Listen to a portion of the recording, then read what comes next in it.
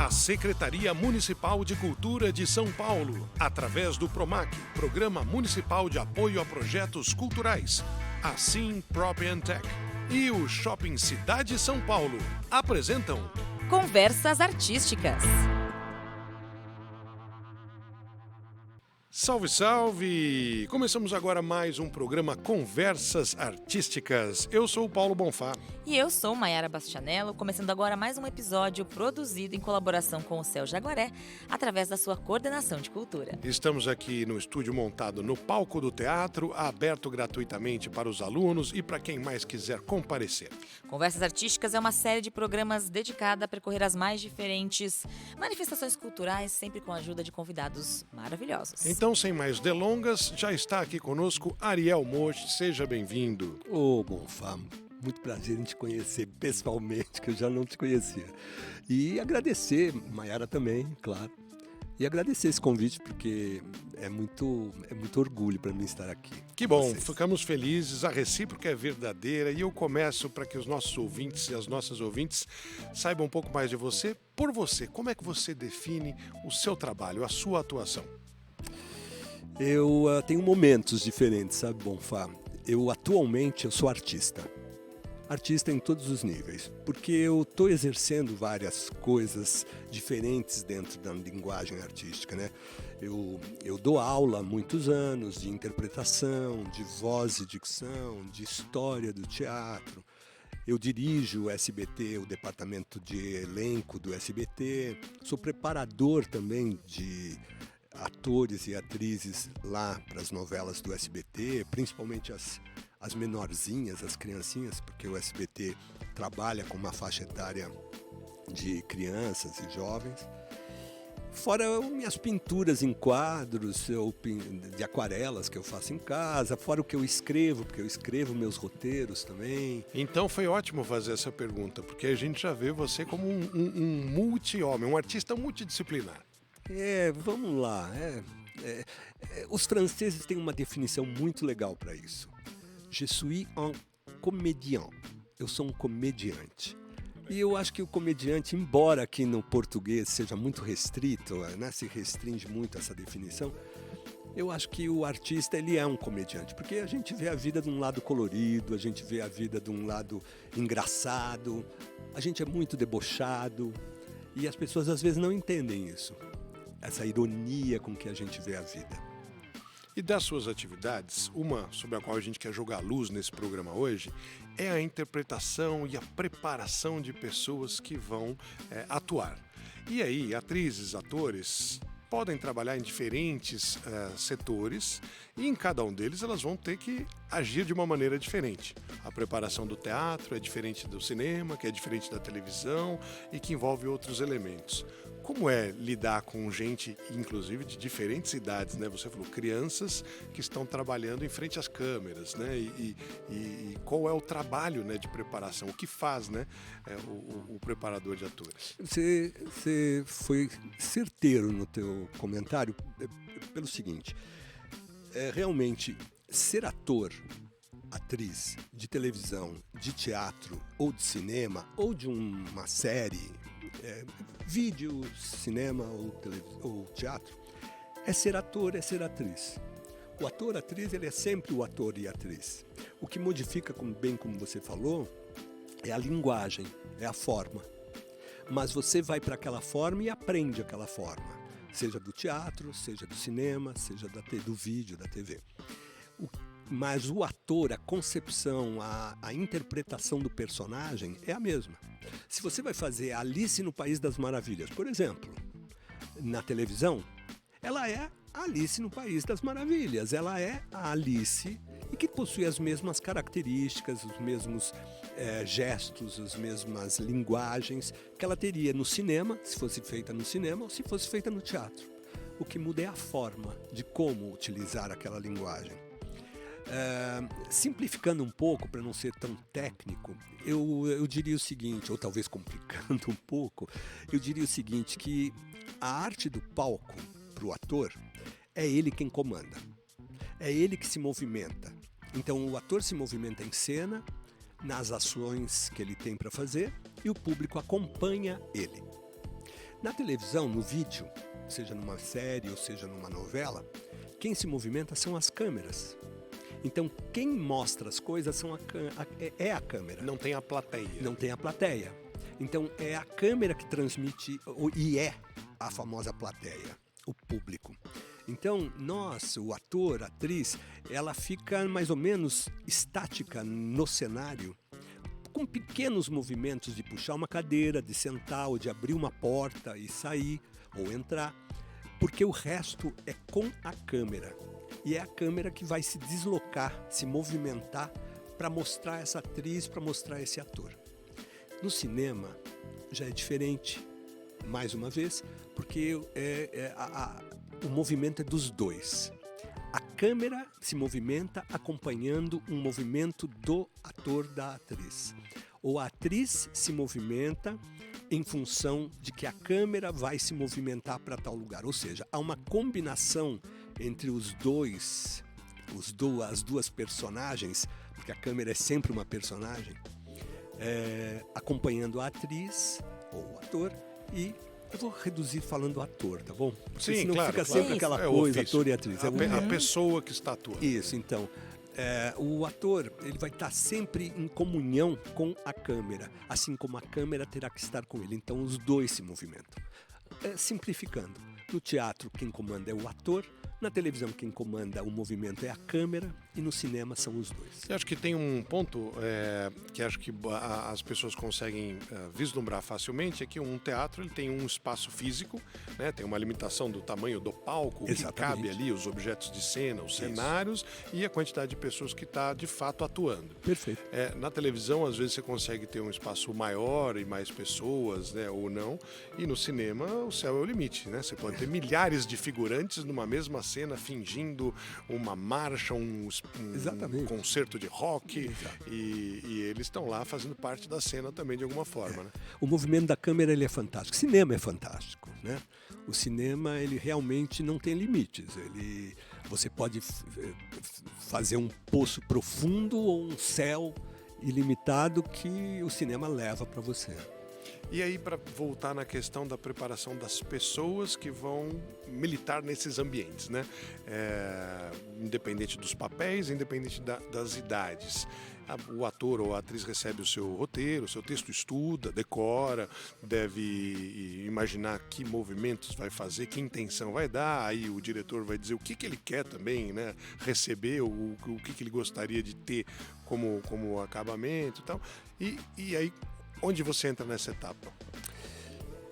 Bom, como eu estava te falando, eu entro nas várias etapas pelo seguinte: como eu dou aula, dentro de uma escola de teatro, eu pego aqueles que estão iniciando, que nunca pisaram num palco, que têm a vontade que têm um sonho ou têm uma idealização de serem atores profissionais daquela área, querer saber como funciona aquela área. Muita gente entra e a primeira pergunta que eu faço em sala de aula é: o que você está fazendo aqui? E a pessoa me responde muitas vezes: eu quero ser famoso. Certo. E ser famoso é a primeira resposta que eu dou para esse ser famoso é: você está no lugar errado. Incrível, né? Eu vou mostrar para eles que eles estão no lugar errado. Porque para você ser famoso tem todo um caminho, um percurso a ser realizado. E pode ser que você termine esse caminho, realize esse caminho e não é a fama que você vai encontrar. É muito interessante essa sua fala, é um assunto recorrente aqui no Conversas Artísticas, que a gente sempre fala... Como é que é aquela frase, Bonfá? Todo mundo quer ser artista e ninguém mais quer ser público. Ninguém quer ser público.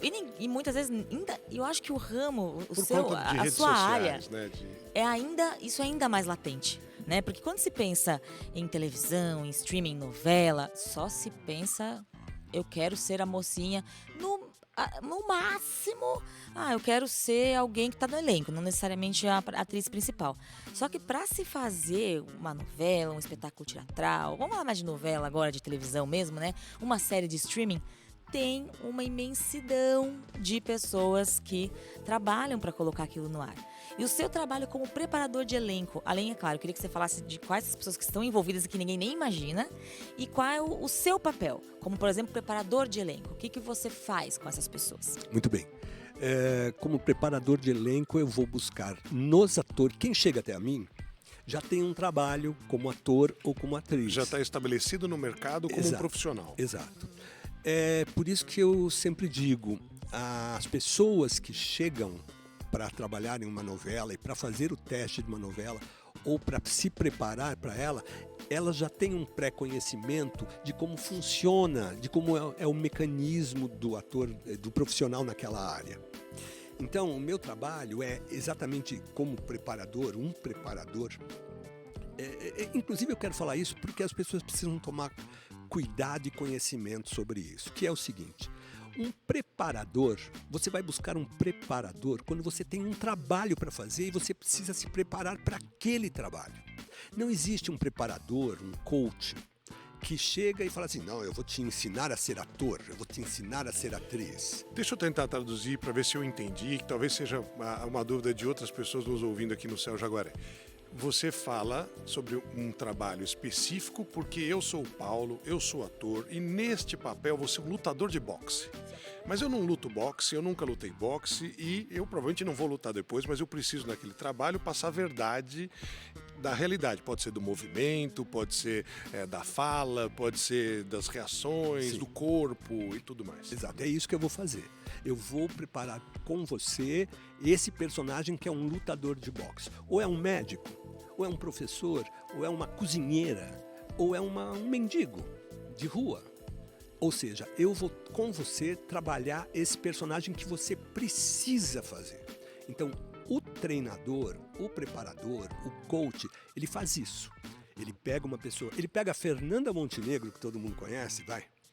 E os mais jovens conhecem, os mais velhos conhecem, que é uma grande atriz, e vou trabalhar com ela aquele personagem específico. Ela vai fazer uma cigana que lê cartas. Então eu vou trabalhar com a dona Fernanda Montenegro para ela ser uma cigana que lê cartas. E vou passar para ela como é uma cigana, quais os gestos de uma cigana, como uma cigana fala, se ela tem sotaque ou não tem, se ela pensa ou como ela pensa a leitura das cartas, como ela engana a pessoa ou não engana, ou fala a verdade ou não fala a verdade. Ou seja, eu vou preparar para aquele personagem.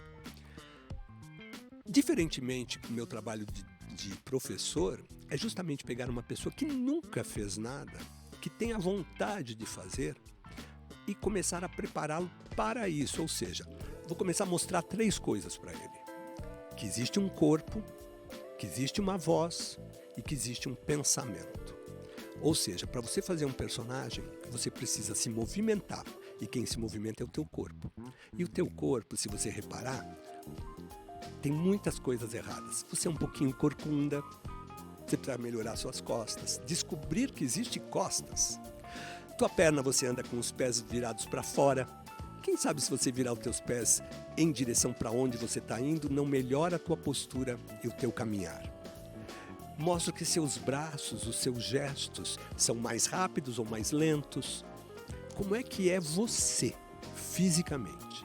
E aí vamos para a voz. Como é a sua voz? Ela é fraca, ela é forte, ela é alta, ela é baixa, ela é rouca. A tua voz é para dentro ou é para fora? Você consegue dar um A que se escute daqui 100 metros? Lá no final do teatro? Lá no final do teatro? Ou você consegue dizer um A que chegue só a 50 metros? Como é que você utiliza a sua voz? Não é questão de cantar, não. É uma questão de como você fala. As pessoas entendem quando você fala ou elas chegam, hã? Ou elas vivem fazendo, hã? O que você disse? Porque você não articulou bem. E nós, atores, precisamos nos fazer entender com a fala. E a terceira coisa é o pensamento. O pensamento consiste em você entender o que você lê. E entender o que você... Porque alfabetizado você é. Você sabe ler. Mas será que você sabe entender o que você está lendo? Que é a tal coisa que eu acho que hoje em dia as pessoas sofrem muito, que é uma questão de interpretação do texto. Um texto não tem só o significado do que ele está escrito. existem coisas que estão por detrás dele. Se eu chego aqui e falo assim, vocês dois estão de camiseta preta, o que o Ariel quis dizer com isso? O Ariel debochou? O Ariel comentou? Ou tinha um outro significado por detrás de ter falado que vocês dois estão de camiseta preta? O que tem nessa fala do Ariel? E na imagem, nós estamos de camisa preta, mesmo, para né? você que está ouvindo. Estamos... Casaquinho. Uma cor maravilhosa. Mas é interessante porque você foi bastante didático, Ariel, né? E acho que ficou fácil para as pessoas vislumbrarem essas diferenças num ponto de quem está iniciando, está começando, está numa estágio inicial de aprendizado e de prática. Mas você mencionou as pessoas que procuram uma escola para se tornarem profissionais. Exato. E as pessoas que eventualmente estão nos ouvindo e que fazem outras coisas da vida, trabalham no comércio, têm outras atividades e pensam, puxa, o teatro talvez possa me ajudar a melhorar minha expressão corporal, me desinibir. A me conhecer melhor. Com certeza. A conseguir falar e me expressar de uma maneira mais clara. Vocês dois tocaram num ponto muito importante. Vocês sabem que eu sou professor desde 1994, ou seja, vocês não tinham nascido ainda. Eu realmente não tinha, não. Não tinha mesmo. Não. Bom, então faz muitos anos, né, que eu dou aula. E uma das coisas que eu aprendi dando aula é de que existem os alunos que não querem ser atores. Que eles estão ali porque eles querem ser pessoas, porque eles querem ser gente. E eles querem fazer parte de uma sociedade melhor. E eles percebem que ir fazer teatro, que às vezes é recomendado pelo médico, pela mãe, pela tia. Psiquiatra. Menino, vai fazer teatro, você é muito expressivo. Você está com tanta energia. Está com tanta energia. E aí, há muitos anos atrás, na minha cabeça, quem queria fazer teatro, quem estava dentro da escola, era porque queria ser profissional da área. E hoje em dia eu penso diferente. Hoje em dia eu vejo que a área permite, se você é médico, se você é desempregado, se você é uma pessoa, você pode vir fazer teatro, porque o teatro vai te acolher não só para você ser um profissional, mas para você se entender como pessoa. Você entender que o jeito de você falar com alguém pode modificar uma relação. Você entender que um gesto que você faz para alguém pode te trazer amigos, pode te afastar também de pessoas. Então, essa questão de uma escola de teatro, ela não funciona só, hoje em dia eu acredito nisso, ela não funciona só para quem quer ser profissional. É para quem não quer também, é para quem quer ser melhor. E você mencionou um tempinho atrás, né, que faz uma pergunta e a pessoa diz, eu quero ser famoso, ou quero ser famosa. Hoje em dia, depois da multiplicidade de meios, né, que surgiram, a pessoa consegue se publicar sozinha numa plataforma de vídeo, ela pode ficar compartilhando conteúdo por redes, existem serviços de streaming que produzem conteúdos de forma, enfim, com dramaturgia, com ficção, e você tem a televisão a cabo, a TV aberta tradicional, fora o próprio cinema, tem vários caminhos. Como a gente está muito exposto à digitalização e à tecnologia para captar as imagens ou para entrar neste mercado audiovisual, não tem pessoas que estão pulando etapas? Antigamente o caminho era começar pelo teatro, porque o teatro era a base de tudo. Mas aí alguém que já cresceu assistindo a televisão, ou que hoje é um jovem que frequenta o YouTube, e eventualmente não tem mais o pensamento de outras alternativas. Não, eu quero que eu sou ator de TV. Eu nunca fiz uma peça de teatro, eu sou ator na televisão e faço novelas. Tem casos assim, né? Ou então ex-BBB que vira ator, e daí aquela coisa toda também, né? Não, eu acho que vocês estão cobertos de razão, é isso aí. Só que também eu coloco um outro lado da história, que é quanto tempo demora? Quanto tempo você quer isso para você? E o queimar etapas, né, tem um preço. E tem um preço. O queimar etapas, para mim, no meu entendimento, significa vai acabar logo. Porque não existiu o processo, existiu só o resultado. O que você está fazendo é um resultado de alguma coisa que você viu, de alguma coisa que você tentou, de alguma coisa que... Eu acho isso fantástico. Mas você precisa ir buscar o processo também. Por quê? Porque o processo dá qualidade para aquilo que você está fazendo. Dando qualidade, o que vai acontecer? Vai perdurar mais, vai durar mais, vai conseguir fazer com que você abra caminhos diferentes e tenha visões diferentes. Porque muitos do que fazem qualquer um desses streamings aí, esqueci o nome, TikTok. Tem o Kawaii também, né, de vídeos curtos. Tem né? vários, desculpem falar o nome e tal, mas muitos que fazem desses streamings o seu momento, eu vejo que dura um mês. E depois? É uma frustração, depois eu não quero mais. É brincar com aquele carrinho que você ganhou na festa de aniversário, quando você é criança, uma semana. E depois destruir o carrinho porque você quer ver como ele funciona.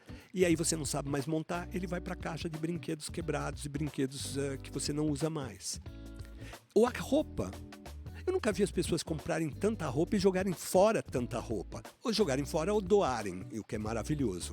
Mas eu tenho camisas que têm, desculpem, 20 anos de idade, 15 anos de idade, que ainda me servem. O que é um bom sinal que o meu corpinho continua mesmo. E comendo bastante doce, viu, bom Fábio, que eu já descobri. É verdade, eu sou uma formiga. Bastidor aqui.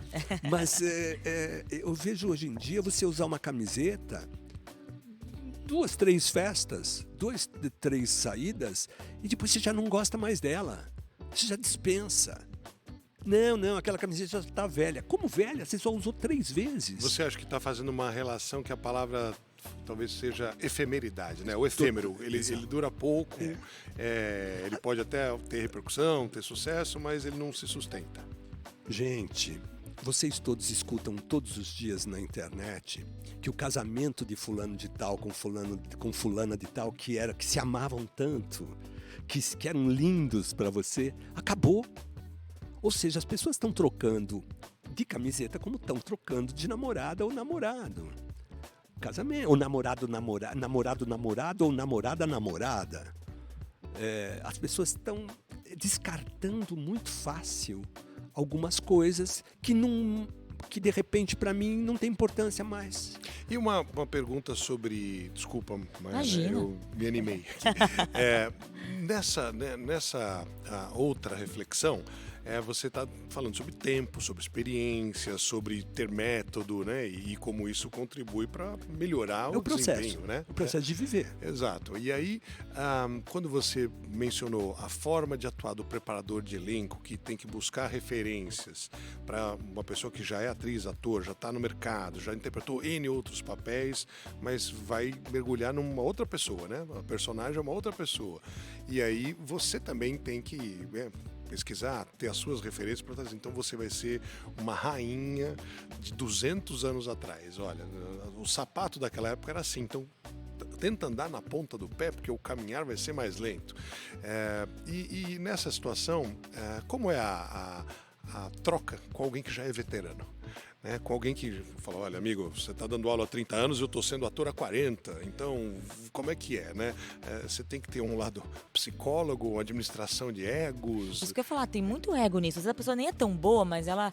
Quem é você? O que você está me ensinando? Eu não preciso aprender mais nada, ou né? pessoas que vão ter que fazer a preparação em grupo, porque elas vão interpretar um grupo de, sei lá, um grupo de policiais, um grupo de atletas, um grupo de professores. Todos são atores diferentes, atrizes diferentes, mas eles vão estar dentro desse universo que é novidade para eles. Eles vão competir entre si para ver quem é mais nadador do que quem, porque agora nós somos aqui uma equipe de polo aquático. Eu quero falar sobre isso. E eu tenho como é que se diria, uma coisa na mão, um amuleto na mão, vamos chamar assim, sei lá, que é meu histórico dentro da carreira, dentro do teatro e tal. Eu estou completando 50 anos de carreira. E 50 anos de carreira é muito tempo. Então eu conheço todo mundo e todo mundo, de uma certa forma, me conhece. Então aí você já tem o patamar do respeito. Isso. Eu acho que passa por aí. Essa palavra é tão estranha para mim, respeito, mas eu acho que passa por admiração. aí. Então, quando eu pego os mais velhos para trabalhar... Eu concordo com a Mayara. Respeito é obrigatório. Você tem que respeitar as pessoas, independente de que elas são. A admiração é uma outra coisa. Tá bom, é isso aí. Mas quando eu pego os atores mais antigos, mais velhos, que têm mais tempo de carreira, eles confiam em quem está falando com eles. Eles conhecem quem está falando com eles, eles já às vezes já trabalhamos juntos, então existe uma troca. De quem eu recebo um pouco mais desse tipo de coisa que vocês falaram, dessa empáfia, uma resistência. Uma resistência desse nariz empinado, são dos mais jovens. Já teve ator jovem, extremamente jovem, que estava lendo uma cena comigo e o personagem dele falava uma palavra que é batata. Não era essa, mas faz de conta. Ah, eu gosto dela porque ela é muito bonita, é batata que ela é bonita. E aí, essa expressão batata é do Nelson Rodrigues, do grande escritor Nelson. Que substitui quase certeza, né? Certeza, exatamente. Batata que isso vai acontecer. Batata que fulano vai casar com fulana. Muito bem. E aí ele não falou essa frase que tinha o batata. Eu parei a leitura e falei, faltou uma frase. Qual? A que ele diz, é batata isso. Aí ele falou, não vou falar. Eu falei, por quê? Não, porque não cabe para o personagem essa palavra. Mas espera um pouquinho, o autor escreveu assim. Está escrito, o personagem fala desse jeito. Não, mas eu não vou falar. Ai, que vontade. Eu falei, faz o que você quiser. Eu vou discutir com essa pessoa. É curioso, né? Porque é quase querer editar um texto, exato. né? Eu li, mas eu escreveria de outro jeito, então deixa eu mudar. Então você vai ser roteirista, né, amiguinho? Vai escrever tua peça, vai escrever sua novela, não é? É não saber que você não é o personagem. E que você não é importante como personagem. O personagem é mais importante que você, então ele está te dando dicas de como ele é. Ele é só um meio. Ele é só um meio, exatamente. E você não é importante, meu rapaz. Quem é importante aqui é o personagem.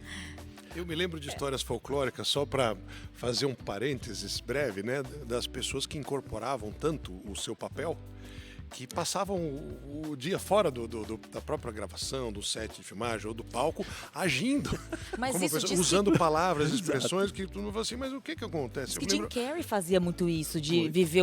Quando ele viveu o Andy Warhol, você me confunde nessa... Andy Warhol. Andy Warhol, ele ficou... Foi isso, né? Foi esse personagem que ele viveu, que ele ficou meses agindo como sendo ele. Sim. Não, enfim, mas tem uma outra historinha dessas daí, que são com dois grandes atores americanos, que talvez o público que esteja nos escutando não os conheça, que é o Dustin Hoffman. Opa. É um grande ator, assistam ele, procurem ele, Dustin Hoffman. E o senhor Laurence Olivier, que era um grande ator que interpretava Shakespeare, inglês. Exatamente, ele era um cavaleiro, né, pela rainha. Ele era inglês.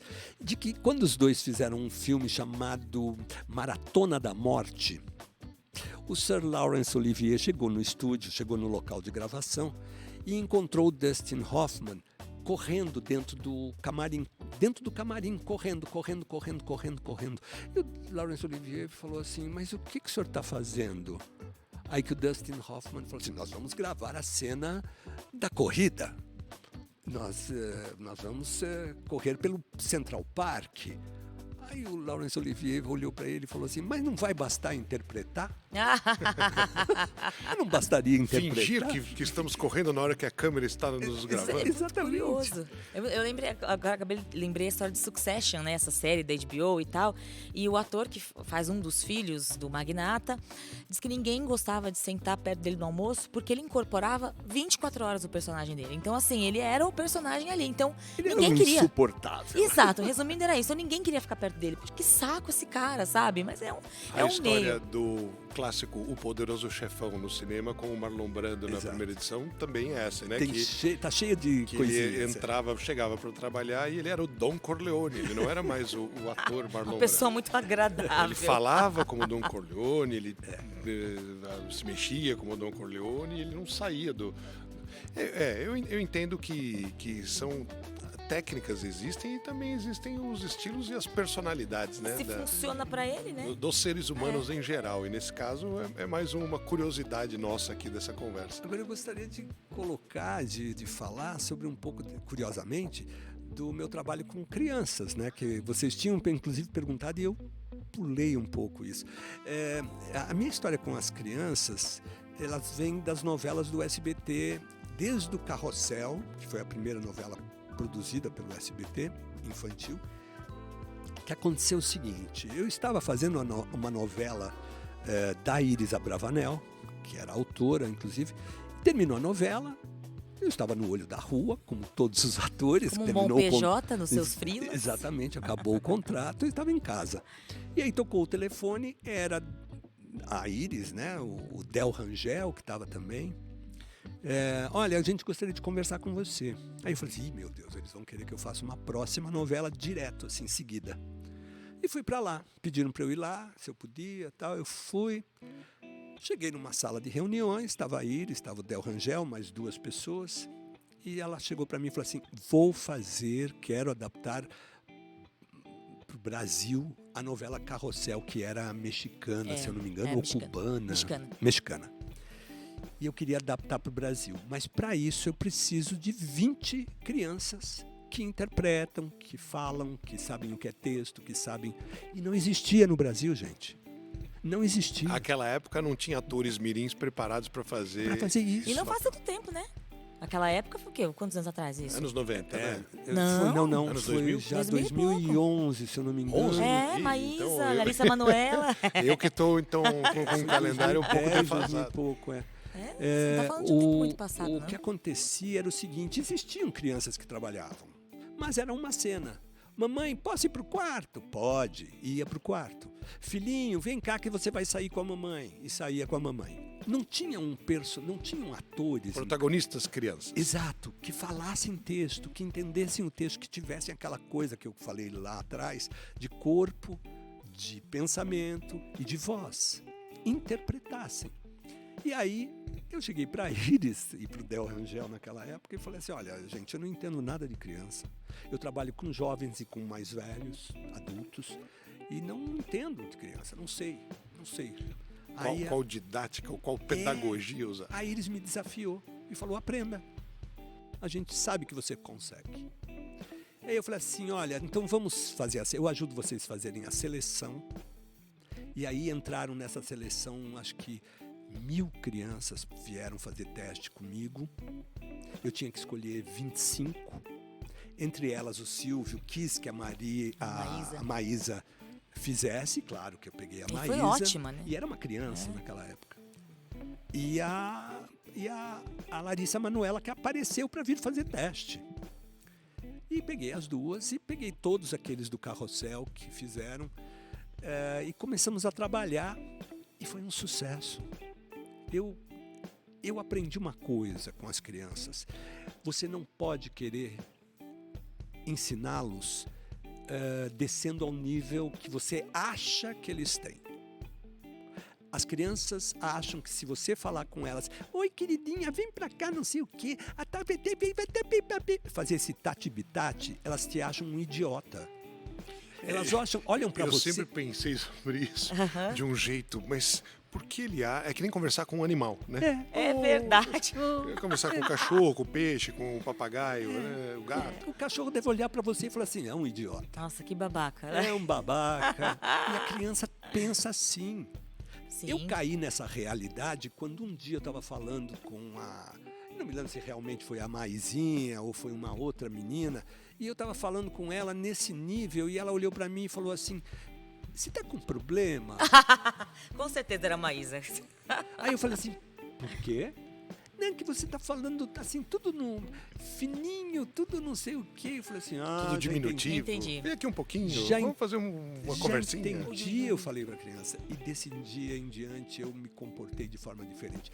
Eles gostam que você fale com eles como eu tô falando com você agora, como eu tô falando com o público de vocês agora, contigo. Eles gostam de referências claras e objetivas e a gente só consegue fazer isso falando normalmente.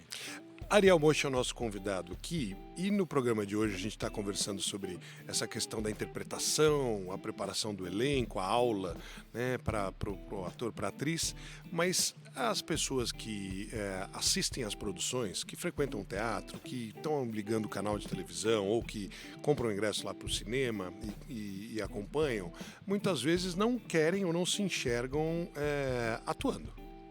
Mas existe uma série de outras profissões correlatas que precisam acontecer para que quem é ator profissional possa executar o seu ofício, né?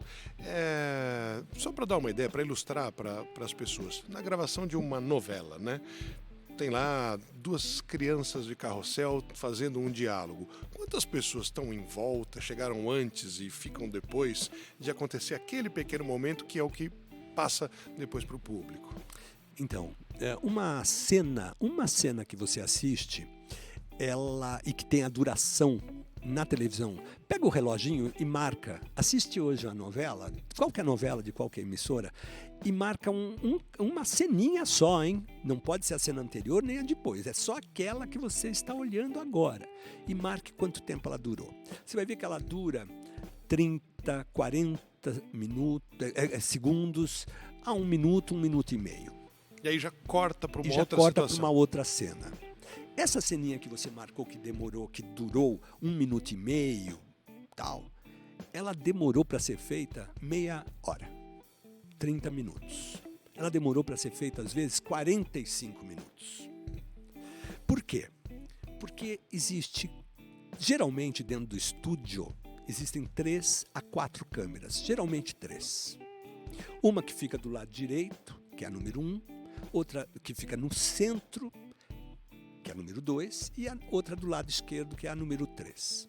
Essas 3 câmeras, elas cada uma estão registrando, estão gravando, estão filmando situações diferentes. Uma está com um ator ou com um grupo de atores, a outra está com outro grupo de atores e a do centro está mostrando o cenário e todo mundo junto, o conjunto da coisa.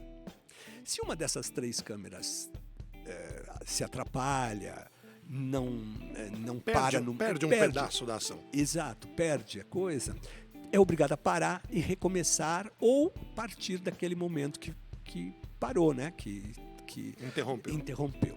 Tô com dificuldades de palavras. Não, Estamos aqui para isso. Eu tô Você te ajude mesmo. Mas então, fora isso, existem os microfones, os que a gente chama de boom, porque eles são aqueles microfones que ficam segurados por cabos, por um pedaço de madeira, de um cabo. Eles gravam o som ambiente, né? Eles gravam o som de tudo. E às vezes eles aparecem na câmera. A pessoa começa a cansar o braço, levanta de novo. Levanta de novo o braço e tal. E isso tem que ser corrigido na hora. E muitas vezes falha o som, pegou a voz de um, não pegou a voz do outro. Acontece um barulho inesperado no estúdio. E aí, fora isso, nós temos... Fora isso, alguém pode errar o texto. Isso. Não, sem dúvida. O ator Isso pode para mim era a última esquecido. coisa. Assim, que É o mais acontecer. óbvio de erro, né? Mas, e fora isso, lá dentro daquele estúdio tem a figurinista, a menina que cuida dos figurinos, olhando se está todo mundo direitinho com as roupas que precisava estar.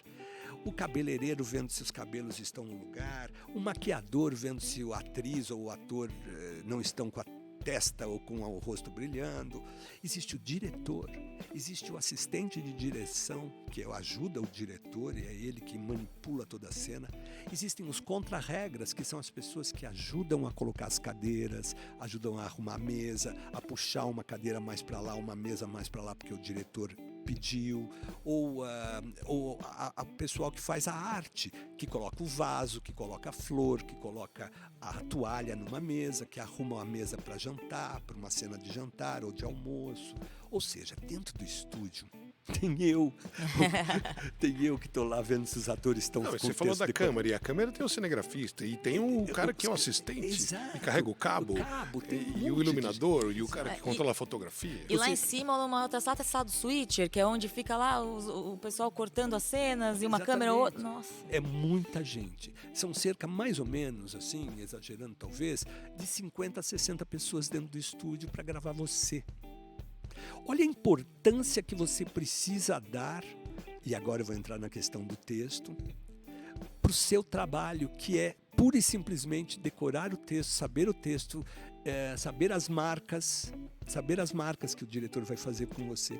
E muitas vezes acontece de você não trazer o texto totalmente estudado, como deveria, e tem 50, 60 pessoas lá esperando você para a realização de uma cena sua de 1 minuto e meio. Então, a importância que você, como ator, tem que ter dentro de um trabalho, dentro de um estúdio, é enorme. Principalmente, simplesmente, de trazer o seu texto muito bem estudado, o seu comportamento dentro do estúdio, de estabelecer uma sinergia, né? uma coisa de amizade, de bom estar lá dentro, como é legal estar lá. Isso é o que a gente chama de clima, né? Clima. Qual que é Mas nem- o ambiente? Mas nem sempre é assim, Mas né? nem sempre. Aliás, muitas vezes não é assim. Entra muito ator dentro do estúdio com a cara amarrada e que não cumprimenta ninguém, e que não fala um bom dia, boa tarde pro câmera que vai focalizar ele, que vai gravar ele. Mas isso Isso. cada vez tá Mais ou menos? Mais, É mais. mesmo? É uma coisa que eu adoraria que vocês fizessem no programa, trouxesse alguém que falasse sobre ética. Ética, galera que está nos escutando, é uma das coisas mais importantes nas relações humanas. É a ética. E sabe simplificando, o que seria essa ética? É saber como é o seu vizinho, porque o vizinho precisa saber também como você é, para vocês dois se respeitarem. E quando eu falo vizinho, pode ser a tua esposa, pode ser seu marido, pode ser tua mãe, pode ser teu pai, pode ser teu irmão. A ética das relações, que está muito deteriorada. E ninguém fala sobre isso. As pessoas falam da deterioração das relações humanas. Mas dentro dessa questão das relações humanas existe uma coisa anterior, que é a ética. Porque a ética é como você entende o outro. Não a você mesmo, ao outro. Vamos anotar, né? É, Tomando nota, isso é porque que essa é uma discussão que permeia várias artes que são, na verdade, experiências humanas, a relação em de todas as reunir relações pessoas. de Permeia a trabalho. cozinheira, É. permeia o pintor que pinta paredes, permeia o taxista, permeia o chofer de ônibus. Quando eu entro num ônibus, eu penso no chofer, de que ele está ali horas a fios, carregando aquele bando de gente e aquele monstro que é um ônibus, naquele trânsito maluco que é a nossa cidade. Bom, para o trabalho coletivo, né, para o senso de coletividade e também para a experiência profissional, afinal, essas pessoas não estão reunidas lá porque elas querem ser amigas umas das outras, Não, né? claro, claro. Elas estão lá num propósito Exato. de trabalho que tem que ter... Mas é por isso que eu estou falando individualmente do chofer de ônibus. Eu não quero ser amigo do chofer, mas eu preciso respeitá-lo. Ser Eu educado, preciso dizer né? um bom Mas- dia, um boa tarde para ele. Mas uma coisa Por que que não não? cabe na minha cabeça, minha mente às vezes muito poliana, é por que cada vez mais essas pessoas, esse tipo de comportamento, esse tipo de pessoa ganha espaço? É porque realmente ainda na televisão, streaming, que seja, ainda existe aquela coisa do, não, olha, exemplo, Paulo Bonfá é um ator que leva milhões de pessoas pro cinema. Ele é meio, né, cri-cri, é mal educado, não sei o quê, Mas mas ele releva-se releva. Tipo o isso Tom Cruise, porque né, ele- que diz que o Tom Cruise é um exemplo, acho que muito clássico, que é Eu- difícil de trabalhar, mas o cara é um fenômeno, ele enche sala de cinema. Eu acho que mudou, viu? Acho que mudou. Eu acho que não é mais assim. Eu não acho mais que quem é mal educado vence na vida quem diz sim. Sabe? Não acho mais. Eu acho que mudou. Vem mudando todas essas questões, né? Vem mudando essa questão dos preconceitos, dos bullings, de tudo, compliance, né? Acho que o momento ele é um momento de reflexão, né? As pessoas elas têm que repensar, ressignificar, modificar seus pensamentos e seus atos em muitas esferas, porque o mundo caminha para isso, né? Para que você tenha a noção, o respeito. E para a gente poder terminar, já que o tempo ele urge, ele passa rápido. Eu falo muito também, né? Nossa, Não, quando eu a vi, gente, acabou. a gente percorreu muitos assuntos diferentes aqui, mas com uma perspectiva única do seu olhar. Se a gente pudesse ter uma dica curta para alguém que pensa, independente da idade, puxa, eu gostaria de conhecer esse universo da atuação, o que a pessoa pode fazer? Olha, o teatro ou a interpretação ela é feita para todas as idades. Não pense que só porque você é uma senhorinha de 60 anos ou 70 que você não pode vir a fazer teatro ou participar de um grupo de teatro. Eu digo sempre, toda novela, todo filme, toda peça de teatro tem uma vovozinha e precisa ser você. Então, de todas as faixas etárias, você pode estar frequentando uma aula de teatro, um grupo de teatro. Sempre. Aqui no CELS, eu não sei como é que está funcionando agora, que infelizmente eu estou fora da programação do que acontece dentro do CELS, mas deve ter algumas aulas de teatro, alguns grupos de teatro que você pode vir e se inscrever gratuitamente, acho até. Ou então, buscar, se você tem condições, umas das escolas de teatro, várias que existem em São Paulo, sérias. Escolas sérias, que vão levar você a ter um conhecimento melhor sobre você, sobre o que é atuar, sobre como é fazer uma peça e um personagem, e que às vezes cobram, né? Tem a sua mensalidade, e que talvez você possa até pagar. Então, busque, vá atrás, se você tem vontade. Se você sempre pensou em ser atriz, ator, e teu pai e tua mãe falaram não, e hoje em dia você é uma pessoa que comanda a sua vida e que pode dizer sim para você, vá. Não pense que a idade vai te limitar ou vai te impedir de. Não, a idade na nossa área artística, ela é o que menos importa. Muito bom, hein?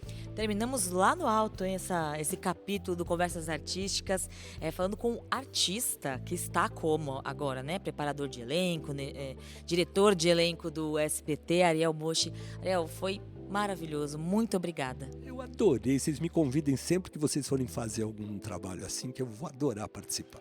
Maravilha, espero que vocês tenham gostado também. Até o próximo programa.